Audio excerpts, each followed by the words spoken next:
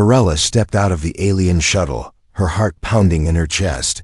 The air on this human planet was thicker than she expected, and her breathing became slow and careful. She held her diplomatic case tight against her chest, her fingers trembling slightly. All her life, she'd heard stories about humans. They were described as violent, aggressive, and dangerous. Even the elders of her race called them savages. And now, she was here on Earth, alone, to meet one face to face. A tall human male waited for her on the landing platform. He stood relaxed, hands in his pockets, his eyes watching her closely. His name was Captain Rex Carter, her assigned protector during the negotiations. He smiled as she approached, a small casual smile that sent shivers down her spine. Varela froze, unsure if that smile meant danger or welcome. "Welcome to Earth," Rex said in a calm voice. His words came through the translator in her ear, but the sound of his real voice reached her too. It was deep, low, and oddly soothing. Still, she didn't reply. She simply gave a small nod and looked down. Rex held out his hand, but she didn't take it, touching the human. That was far too risky. He pulled his hand back, not offended, just understanding. "Let's get you inside," he said gently, and turned to lead the way. Varela followed, her eyes darting left and right, searching for hidden threats. Every human soldier she passed made her heart race faster. Were they trained killers? Could they smell fear? Inside the embassy, the lights were warm, and soft music played in the background. There were flowers on the table, and a cup of steaming water waiting for her. "This is a calming tea," Rex explained, "made from Earth plants." Varela sat stiffly, watching his every move. She took the cup with both hands but didn't drink it. "Are you afraid of me?" Rex asked after a moment. She looked up quickly, shocked by the question. Her cheeks turned pale blue, the color of embarrassment in her kind. "I am not," she began, but the words faded. Rex didn't laugh, didn't tease her. He just nodded. "It's okay. I'd be scared too if I heard the things they say about us." That sentence made her heart jump. He knew what others said about humans, yet he smiled anyway. She stared at him in silence, unsure how to respond. There was something strange in his eyes, something deep and unreadable. Not cruelty, not anger, but sadness. Later that night, in the private room given to her, Varela sat in front of the data screen. She tapped her long fingers on the pad and whispered a command. "Show me human history." Images and reports filled the screen. Wars, weapons, destruction, cities in flames. Her heart sank as she watched videos of humans fighting each other, killing with fire and steel. She saw entire species wiped out by human hands. Then she saw something else. Footage of humans risking their lives to save animals, feeding starving children from other planets, crying over fallen friends. She didn't understand. How could a species be both monsters and heroes at the same time? Varela touched her chest, her heart still racing. She remembered Rex's smile, the way he spoke softly. She wanted to hate him, to fear him, but something inside her refused. Suddenly, a soft knock came at her door. She jumped to her feet, hands glowing faintly from alarm. "It's me," Rex's voice called through the panel. "Just checking if you need anything." She stayed silent for a moment, then replied, "I'm fine." "Okay," he said. "Sleep well, diplomat." She waited until his footsteps faded before she let out a long breath. Why was her heart reacting like this? Why did his voice stay in her mind, even after he left? She turned off the screen, trying to sleep, but one image remained in her thoughts. It was a picture of Rex during a rescue mission. He was carrying an alien child in his arms, covered in dust and blood, but smiling. The caption read, "He went back into the fire to save a stranger," and Varela whispered to herself, "If this is what a savage looks like, what am I?" Varela stood by the tall window, staring out at the early morning mist rolling across the human city. The buildings looked nothing like the crystal towers of her homeworld, yet there was a strange beauty in their shape. She hadn't slept much. The face of Captain Rex Carter had stayed in her mind all night. She could still hear his voice saying, "Sleep well, diplomat." That voice was soft and deep, and it reached places inside her she didn't know existed. When she entered the meeting room, Rex was already there, seated on the edge of a long table, spinning a silver pen between his fingers. He looked up and gave her the same smile as before, not forced, not formal, just simple and warm. "Morning," he said, and somehow made the word feel like a greeting between close friends. Varela nodded, then walked slowly to the chair farthest from him. She could feel her heart reacting again. This wasn't normal. Her kind didn't form connections so fast, especially not with a species known for war. She tried to focus on the reports, on the diplomatic terms and trade agreements flashing on the table screen. But Rex wasn't looking at the data. He was watching her, not with hunger or disrespect, but with a calm curiosity that made her nervous. "Do you like music?" he asked suddenly. She blinked, confused by the change in topic. "I have never heard human music," she replied quietly. "Then you're missing something special." He grinned, reaching into his device and playing a soft tune. The room filled with slow, emotional notes. It wasn't loud, not chaotic like she feared. It was gentle, almost sad. She tilted her head as the sound touched something deep inside her. She had studied thousands of alien languages, but this music didn't need translation. It simply spoke to her. She found her hand resting on her chest without realizing it. Rex noticed but said nothing. He just sat there, letting the moment breathe. After the song ended, silence filled the room again. But it wasn't awkward, it was peaceful. Like they were both hearing something that words couldn't hold. When the meeting ended, Varela stood up quickly and walked out. Her steps were fast, her chest tight. She didn't understand what was happening to her body, why her skin felt warm around him, why his smile stayed in her head longer than it should. She returned to her room, opened her translator interface, and searched something for the first time in her life. Why does my heart react around a human? The answers shocked her. There were old records, ancient ones, hidden in the archives of her own people. Rare cases where alien diplomats formed emotional bonds with humans. The symptoms matched. The warmth in the chest, the focus on voice, the glowing hands, the dreams. It was all there. She slammed the screen closed and stood up. This had to stop. It was dangerous. If her people found out she was emotionally bonding with a human, she could lose her rank, her freedom, even her identity. She was a representative of a peaceful empire, not a love-struck child. She had to avoid him. For the next 2 days, Varela skipped meals where Rex was present. She asked the staff to bring reports to her quarters. She avoided hallways when she heard his footsteps, but it didn't work. Every time she heard someone laugh, she thought it was him. Every time she saw a shadow in the corridor, her heart jumped, hoping it was him. She was losing control, and she hated it. On the 3rd day, there was a knock at her door. She ignored it, but it came again. Then a voice followed, not loud, just steady. "I don't know what I did wrong, Varela, but if you need space, I'll give it. Just don't shut me out like this."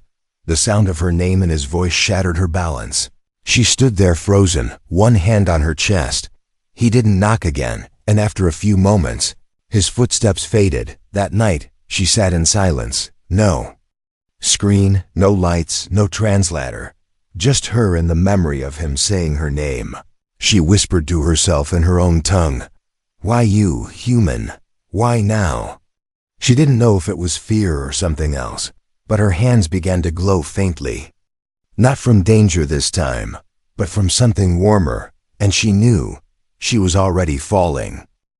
The fire alarm was only a test, but Varela dropped her cup anyway. The crash echoed in the embassy hallway as her hands glowed in panic. She hadn't slept, hadn't eaten, and her body was reacting to every small sound now.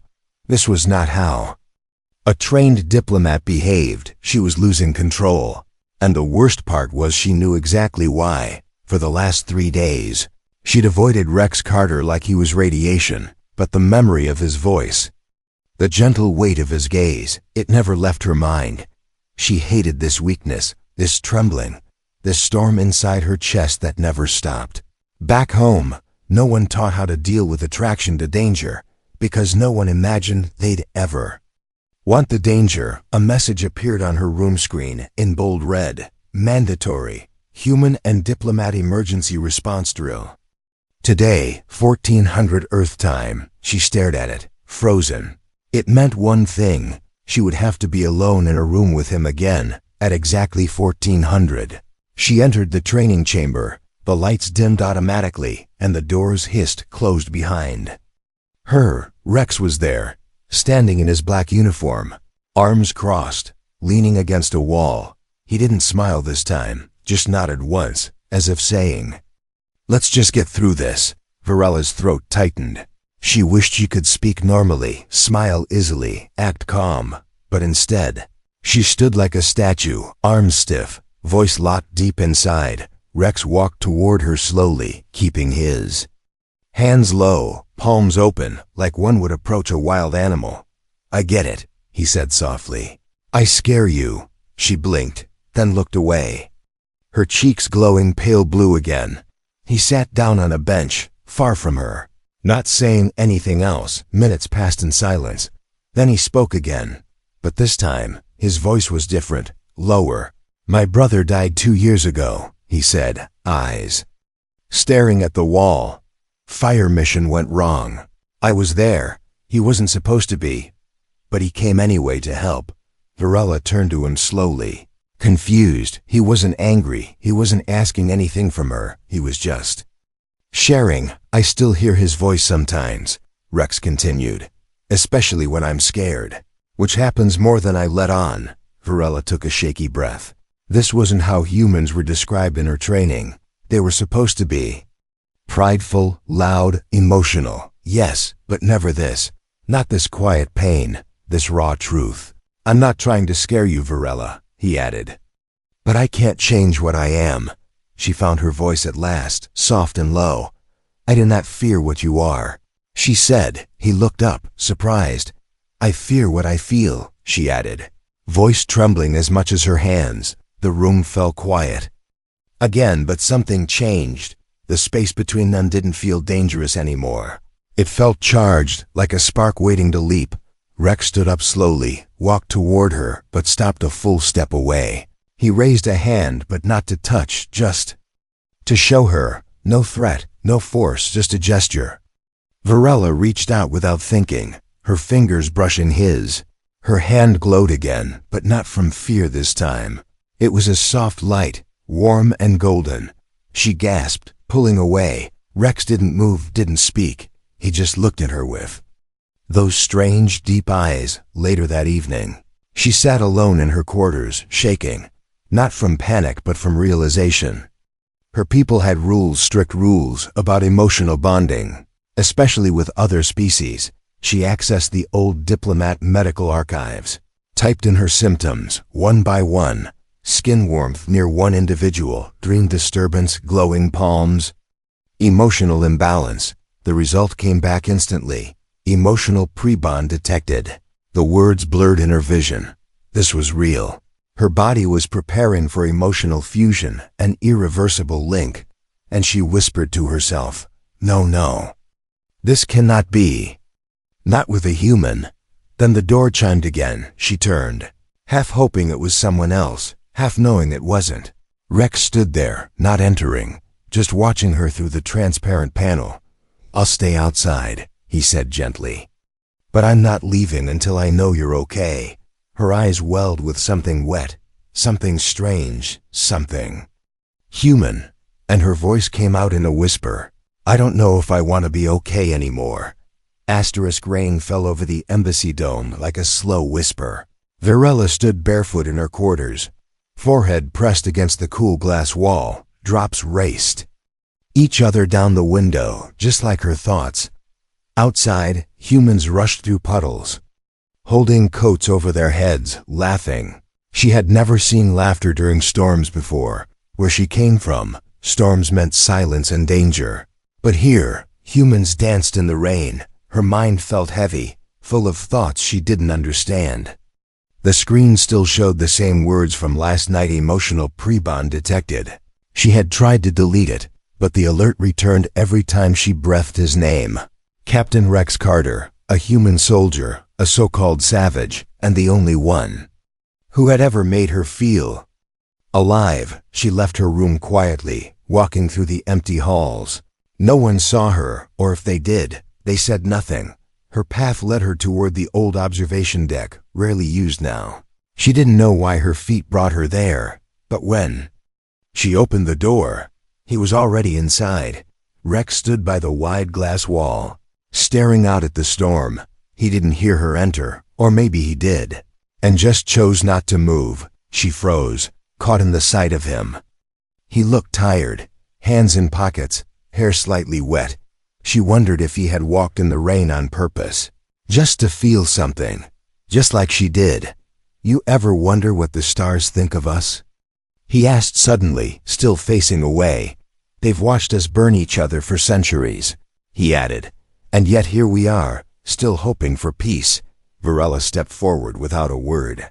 Her presence was silent, but Rex turned around. Anyway, as if he could sense her heartbeat.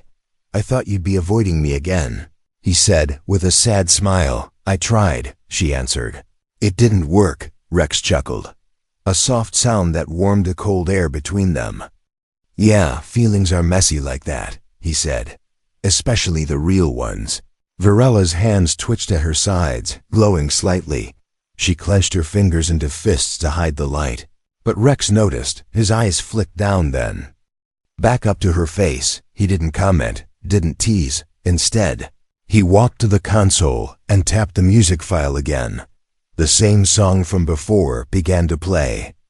Slow and heavy with emotion, Varela listened in silence, her breath shallow. This time, the music didn't just touch her heart, it wrapped around it, pulled it closer to something she couldn't name. She closed her eyes, trying to hold it in, but the pressure was too much. I'm not supposed to feel this, she whispered. Rex looked at her, truly looked. What if I am? He asked. What if I am the thing your heart's been trying not to want? She shook her head, but it wasn't a no. It was confusion, fear, desire, all tangled in one motion. He stepped closer, slowly, giving her space to stop him. She didn't. When he reached out, he didn't touch her skin.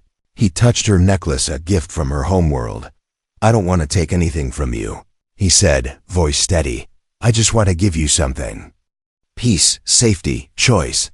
Her lips parted, but no sound came out. So he stepped back, giving her room again. I would never hurt you, Varela, he added. Even if it meant losing you. That broke something inside her, not from pain but from how deeply those words reached into her core. She looked at him, truly looked, his scars, his eyes, the kindness behind the strength, and for the first time, she didn't see a human. She saw a soul. Her body began to glow, not just her hands, her shoulders, her throat. Even her cheeks shimmered with soft golden light. Rex didn't move, just stared in awe. Is that bad? He asked, unsure. Varela took one step closer, and then another. She placed her palm gently against his chest. Her voice was so soft it barely escaped. This means I'm choosing you. The glow pulsed once, bright, then dimmed. The music still played in the background, but it felt like another world now. Rex placed his hand over hers and said nothing, because some moments don't need words. Far above the embassy, in the orbiting observation station, alien monitors blinked red. An emotional bond between species had begun. Back on Varela's homeworld, a warning alert was triggered. Bonding with a human required immediate review by the High Council, and they were already preparing a ship. The stars above Earth looked calm, but something was moving through them fast. A sleek vessel with black plating and no flags entered the solar system. Its mission was not peace. It was to retrieve the diplomat who had broken the oldest rule of her kind. Varela didn't know they were coming, but she felt something, deep in her chest. Like pressure before a storm. She sat beside Rex in the garden courtyard, watching fireflies glow under the leaves. Their fingers were close, almost touching. But not quite. Neither of them said a word. The silence between them felt full, not empty. She wanted to stay in that moment forever. But peace is always brief when rules are broken. A sudden alert flashed on the outer dome. Security drones hovered overhead. Scanning the sky, Varela stood quickly, her skin glowing in alarm. Her species never sent silent ships unless it was serious. She could feel it, the way only her kind could feel approaching danger. Rex saw the change in her eyes and stood too. "What is it?" he asked. She didn't answer right away. Instead, she placed her hand over her chest, then whispered, "They're coming for me." "Who?" he asked, voice steady. "My people," she said. "They know, in the next hour." Everything changed. Embassy staff received orders to restrict access to all alien diplomats. Varela's clearance was locked, her data wiped from shared servers. She wasn't just a guest anymore. She was now a political threat. "They won't hurt you," Rex said, loading his service weapon calmly. "They don't have to," Varela replied. "They only have to take me back." "And then what?" he asked. "I disappear," she said softly. "The bond will be severed. And I will forget you." The silence that followed felt like the edge of a cliff. Rex turned toward her, eyes burning. "Then we're not going to let them take you." Varela looked at him, shaking her head slowly. "You don't understand. They'll bring a heartbreaker." He paused. The name meant nothing to him, but the way she said it chilled him more than any weapon ever had. "A heartbreaker," she explained, "is trained to undo the emotional bond by force." Rex clenched his jaw. "They'll have to go through me first." The emergency lights flickered, and the ground trembled slightly. The alien retrieval ship had landed. Outside the window, 4 tall figures walked in formation toward the embassy gate. Their armor glowed faint green, and they moved like shadows. Varela stepped forward, but Rex grabbed her hand. "No," he said, "not like this." "You don't understand my people," she said, her voice cracking. "If I go, I might survive, but I'll come back empty. No light, no feelings. No name, just a perfect servant." She looked up at him. "I'd rather die feeling than live as a shadow." That was when Rex made the decision. He opened the private security hatch and led her into the underground tunnels. "Where are we going?" she asked. "There's a safe zone, outside city range, where embassy rules don't apply." She followed without question. Every step echoed in the tunnel like a countdown. Behind them, the retrieval team found the room empty. One of them touched the warm glass where her hand had rested. Another scanned the air and confirmed it. "She has bonded," the soldier said. The leader gave a cold nod. "Then she no longer belongs to herself." In the dark tunnels, Rex and Varela moved fast. Lights flickered overhead, and distant alarms pulsed like a warning drum. Neither of them spoke. Their hands were now tightly locked. No space between them, no hesitation. When they finally reached the hidden exit, the air outside was cold and fresh. Varela looked up at the stars, then turned to Rex. "I'm scared," she whispered. "So am I," he replied. "But I'll protect you, even if the whole galaxy tries to stop me." She pressed her forehead to his. The bond pulsed again between them, warm and real, but above them, invisible to the naked eye. The Heartbreaker ship adjusted course. It had locked onto her pulse signature, and it was coming faster than they could imagine. Asterisk, the sky cracked like shattered glass as the Heartbreaker ship broke through Earth's upper atmosphere. Its hull was silent. No lights, no sound, only purpose. It didn't come to speak or warn or ask. It came to extract what it believed was broken Varela. And if she resisted, it would do what it was trained to do. Break the bond, shatter the connection, erase everything she had become. Far below, in the shadows of the pine forest, Rex and Varela sat by a small fire. The hidden zone was quiet, forgotten by most. There were no cameras, no drones, only trees and sky, and the sound of wind. Varela stared into the flames, her thoughts running like wild animals in her mind. She felt warmth on her cheek, tears. Again, a human thing. A strange thing, but hers now.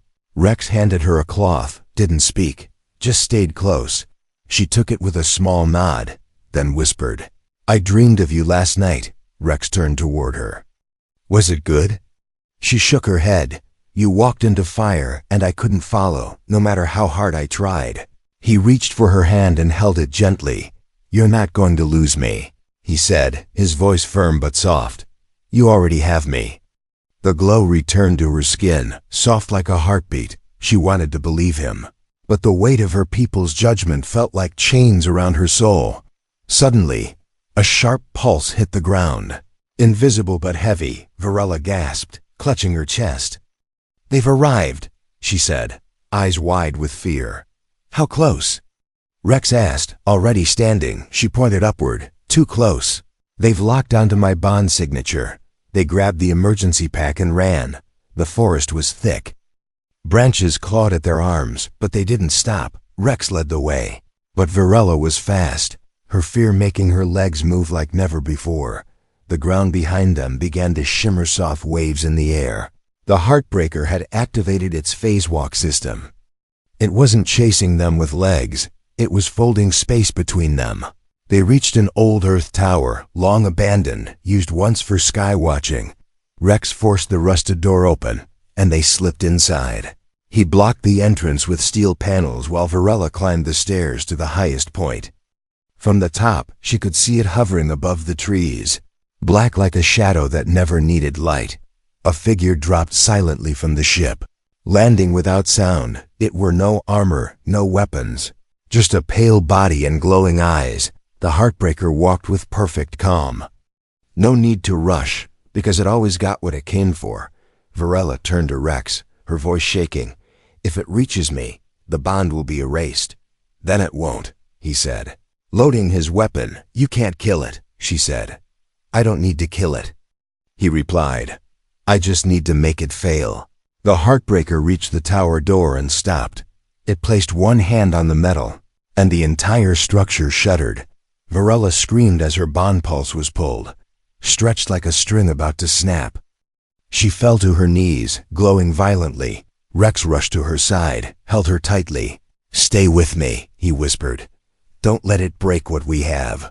The Heartbreaker stepped into the room, its voice like ice and thunder. Release her. Human, this connection is false. Her kind cannot belong to yours.